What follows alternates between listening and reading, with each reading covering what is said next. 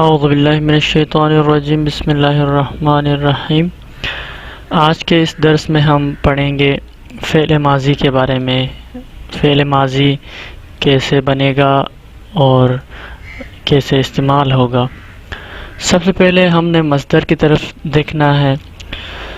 فعل ماضی سادہ بنانے کا طریقہ نہایت ہی آسان ہے۔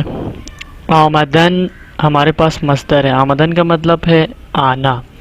اس میں سے جب ہم آخری نون ہے اس کو ہٹائیں گے تو آمد یہ ماضی بن جائے گا۔ انتہائی آسان ہے، صرف نون ہٹانا ہوتا ہے ہمیں۔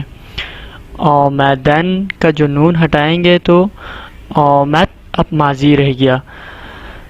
تو بس شناسہ اس میں شامل کرنا ہے، جیسا کہ میں نے یہاں پہ جملہ بنایا ہے، من آمدم، من یعنی میں، آمدم آ گیا۔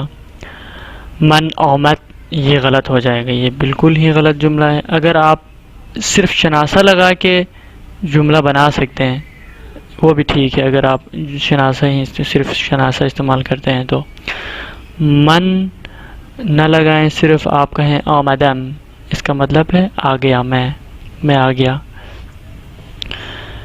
اس طرح رفتن، رفتن کا مطلب ہے جانا۔ تو رفتی تم چلے گئے، تو نہ لگائیں، صرف اگر ہم آخری یا لگائیں گے، رفتی اس کا مطلب ہے چلے گئے۔ نشستن بیٹھنا، او نشست وہ بیٹھا۔ ماضی میں او کا کوئی شناسہ نہیں لگاتے ہم، اگر صرف اور صرف نون کو ہم ہٹائیں گے تو اس کا مطلب ہے یہ او کا شناسہ ہے، مطلب غائب کے لیے استعمال ہو رہا ہے یہ واحد۔ نشست ہم کہیں گے تو وہ بیٹھا،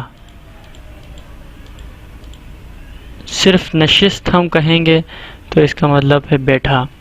گفت کہیں، صرف شناسہ کوئی نہ لگائیں تو اس کا مطلب ہے یہ غائب کے لیے استعمال ہو رہا ہے، او کے لیے استعمال ہو رہا ہے۔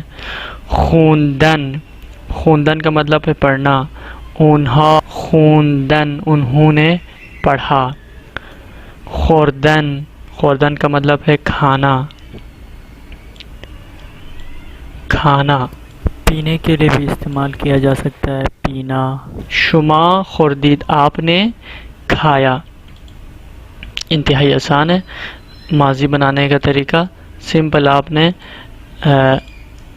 نون کو ہٹانا ہے مصدر کے اور شناسہ لگا دینا ہے۔ شناسہ کوئی نہ لگائیں گے تو ماضی میں اس کا مطلب ہے جملہ غائب کے لیے استعمال ہوگا۔ اللہ حافظ۔